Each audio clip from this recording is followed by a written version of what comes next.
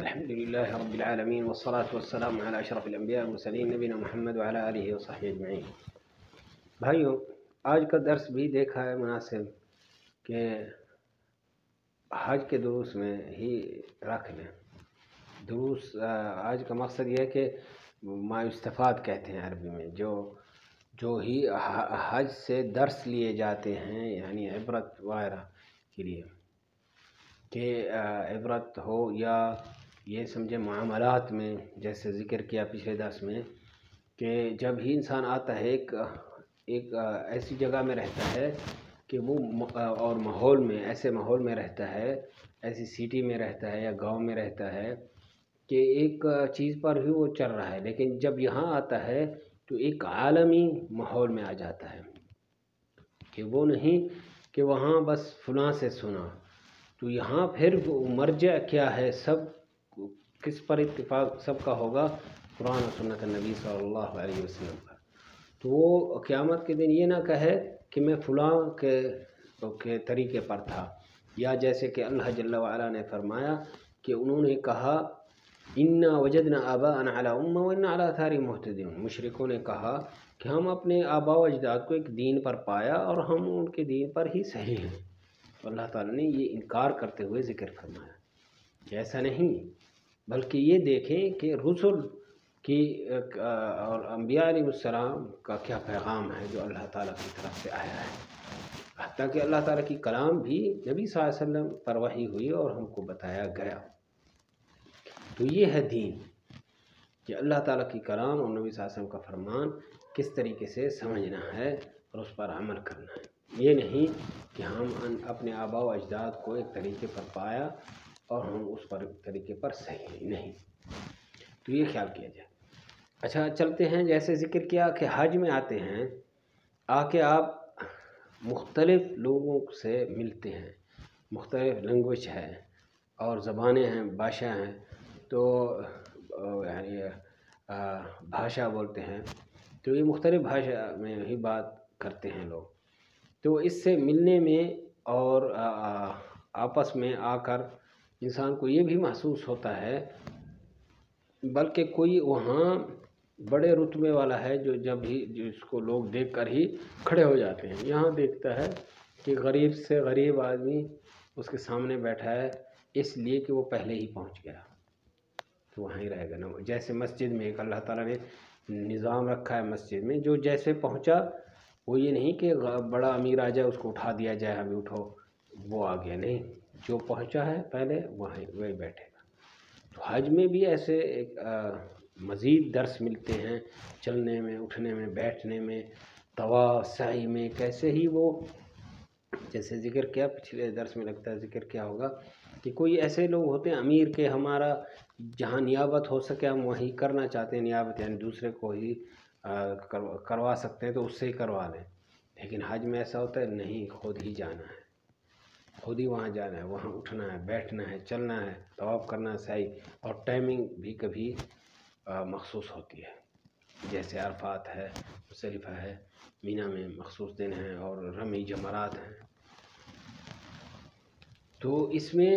وہ گھمنڈی بولیں کیا اس کو جس لفظ بھی تعبیر کریں کہ وہ بھی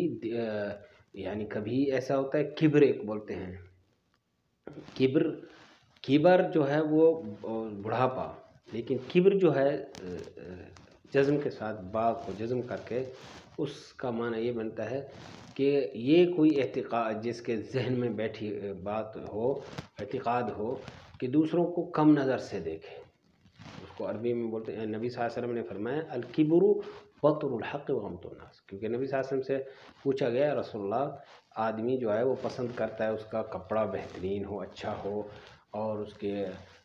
ثوبہ حسن ونعلہ حسن کے اس کا جو ہے جوتا اچھا ہو، تو نبی صلی اللہ علیہ وسلم نے اس چیز کو یعنی پسند فرمایا، اور فرمایا اللہ تعالیٰ پسند کرتا ہے، بلکہ ایک حدیث میں آتا ہے نبی صلی اللہ علیہ وسلم نے فرمایا اللہ تعالیٰ چاہتا ہے کہ اگر اس کو اپنے بندے کو کچھ دے تو وہ اس پر ہی ظاہر ہو، یعنی اگر نعمت اللہ تعالیٰ کو نوازے کسی کو تو اس آدمی پر ہی ظاہر ہو، یہ نہیں کہ اللہ تعالیٰ نے بہت دیا اور وہ بالکل ہی ایسے لگتا ہے کہ وہ بھکاری ہو یا غریب ہو، نہیں، وہ اپنے اوپر بھی صحیح طریقے سے جائز طریقے سے بھی خرچ صحیح کرے، یہ نہیں کہ بالکل ہی مال کو پکڑ کر رہے۔ تو کہنے کا مقصد یہ تھا کہ کوئی لوگ ہوتے ہیں مثلا کبر بولتے ہیں، وہ یہ کہ ان کے اندر یہ ہوتا ہے کہ ہم ہی سب سے اچھے ہیں۔ نبی صلی اللہ علیہ وسلم نے فرمایا کبر کیا ہے جو اللہ تعالیٰ پسند نہیں کرتا، اور وہ اللہ تعالیٰ کے لیے خاص ہے کہ لوگوں کو کم نظر سے دیکھنا، لوگوں کو یعنی یہ کہ وہ ہم سے کم ہیں، یہ ایسا نہیں دیکھا جائے۔ کبر بطر الحق و غمط الناس، الناس یعنی احتقار کرنا لوگوں کو، یا یہ کہ فرمایا الکبر بطر الحق و غمط الناس، بطر یعنی یہ کہ حق کو رد کر دینا، اس پر نہ چلنا، تو یہ بھی کبر میں آ جاتا ہے، تو یہ خیال کیا جائے۔ تو حج میں یہ چیزیں سبحان اللہ، جیسے کہ انسان روزے میں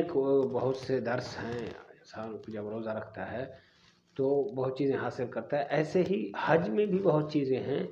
جو عملی زندگی میں بلکہ معاملات میں بھی یہ ہے کہ یہ بھی کبھی کہا جاتا ہے دیکھو بھائی آپ حج کرنے کے بعد دھوکہ نہیں، یعنی کسی پر یہ نہیں کہ اس کو گھماتے رہیں، مثلا کچھ آپ چاہتے ہیں تو ہم نے یہ کرنا ہے وہ کرنا ہے، وہ بیچارہ بھاگ رہا ہے دوڑ رہا ہے، پھر آخر میں نہیں ہم کو نہیں چاہیے، تو وہ جو بیچارہ آپ کے ساتھ محنت بھاگا دوڑا آپ نے طلب کیا تھا، تو کوئی لوگ ایسے کرتے ہیں مثلا اس میں چلاکی کرتے ہیں کہ ہم کو ایسا چاہیے، جیسے اس کو سمجھ یہ آئے کہ یہ تو فلاں فلاں چیز لے لیں گے، آخر میں وہ بس ریٹ دیکھ رہے ہیں۔ تو کہنے کا مقصد یہ ہے گاڑیوں میں بیٹھنے اٹھنے میں، معاملات میں بھی انسان ذرا اگر حق چاہتا ہے تو اس کو پتہ چل جاتا ہے کہ لوگوں پر دھوکہ نہیں کرنا، کیونکہ کبھی ایسا ہوتا ہے کہ حج سے پہلے ریٹ ہوتے ہیں، پھر حج کے دوران جب بھیڑ ہو جاتی ہے تو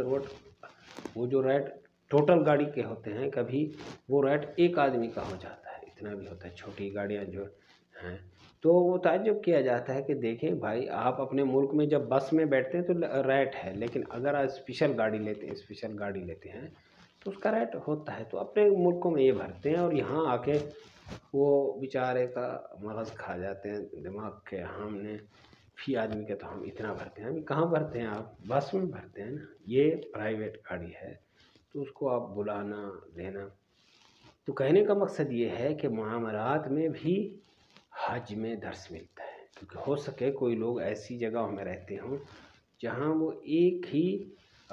رول پر اور ایک طریقے پر چل رہے ہوں، لیکن جہاں منتقل ہوتے ہیں یہاں آ کر تو اور چیزیں دیکھتے ہیں، بلکہ یہ بھی دیکھتے ہیں کبھی حق کی طرف اور اچھائی کرنے میں بھی جانے میں کبھی دھوکہ ہو سکتا ہے، یہ نہ کہیں کہ ہم جا رہے ہیں اچھائی میں بس ہم کو کچھ آزمائش نہیں آئے گی، کبھی آزمائش بھی ہو جاتی ہے، دھوکے دینے والے جھوٹ بولنے والے بھی مل جاتے ہیں، ایسا بھی ہوتا ہے، اچھی جگہ میں برے لوگ بھی کبھی آ جاتے ہیں، یہ بھی ہو جاتا ہے، دھوکہ چوری وغیرہ، تو یہ سب انسان کو جو ہے درس ملتے ہیں، اور یہ کہ اپنی سوسائٹی وغیرہ یعنی جس کے ساتھ چل رہا ہے اٹھنا بیٹھنا ہے وہ بھی کس طریقے سے چننا ہے، تو یہ اختیار کرنا ہے، یہ بھی حج میں انسان کے لیے مزید تعارف اور سمجھ ملتی ہے۔ بہت سے دروس ہیں لیکن لگتا ہے اتنا ہی کافی، اللہ تعالیٰ سے دعا ہے کہ ہم کو ہمارے اولاد بہن بھائی رشتہ دار حکمرانوں کو اچھائی کرنے کی توفیق دے، برائی سے بچائے، صلی اللہ علیہ وسلم وبارک علی نبینا محمد وعلی آلہ وصحبہ اجمعین، والسلام علیکم ورحمۃ اللہ۔